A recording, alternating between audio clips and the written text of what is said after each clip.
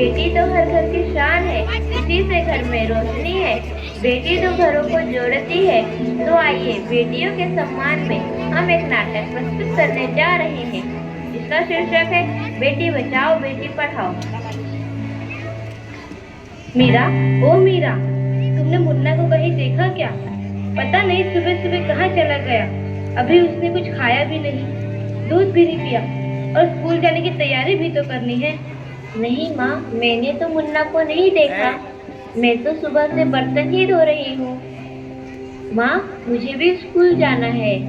मुझे पढ़ना लिखना बहुत अच्छा लगता है। मेरा भी दाखिला स्कूल में करा दो ना माँ। ए छोरी, बड़ी है स्कूल जाने वाली, घर के काम काज अच्छे से सीख ले। आगे चलकर यही तेरे काम आने वाले।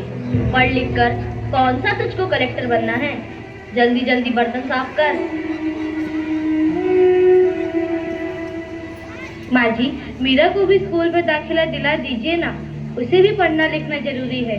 तू चुप कर, पढ़ना लिखना ये तो केवल लड़कों का काम है। उन्हें आगे चलकर घर गृहस्थी की जिम्मेदारी जो संभालनी होती है।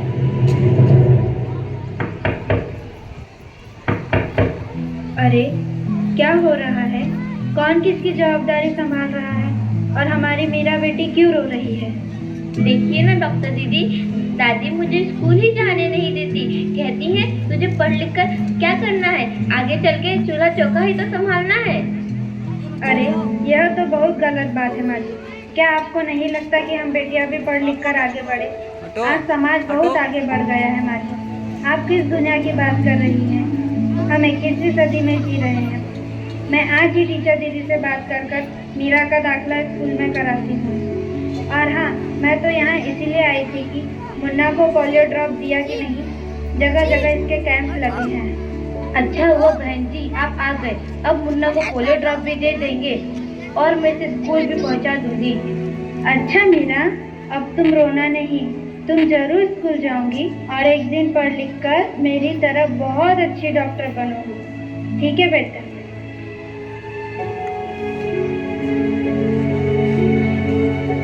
बहू, जरा एक गिलास पानी तो लाना। अभी रही बाबूजी। दे दो। ये लीजिए बाबूजी। अरे ये देखो, अखबार में प्यारी बेटी के बारे में कितनी सुंदर कविता आई है। आओ मैं तुम्हें यह कविता पढ़कर सुनाता हूँ। कहती बेटी बाह पसार, मुझे चाहिए प्यार दुलार। बेटी की अनदेखी क्यों करता है निष्ठुर संसार। सोचो जरा हमारे बिन बसा सकोगे घर परिवार। गर्भ से लेकर यौवन तक मुझ पर लटक रही तलवार। मेरी व्यथा वेदना का अब हो स्थायी उपचार। जब माई जग में न होगी तो तुम जन्म किससे पाओगे। जब बहन न होगी घर आंगन में तो किससे रूठोगे, किसे मनाओगे। जब दादी नानी न होगी तो तुम्हें कहानी कौन सुनाएगा। जब कोई स्वप्न सुंदरी ही न होगी तो तुम किससे ब्याह रचाओगे। जब घर में बेटी ही न होगी तो तुम किस पर लाड लुटाओगे। जिस दुनिया में स्त्री ही न होगी उस दुनिया में कैसे रह पाओगे।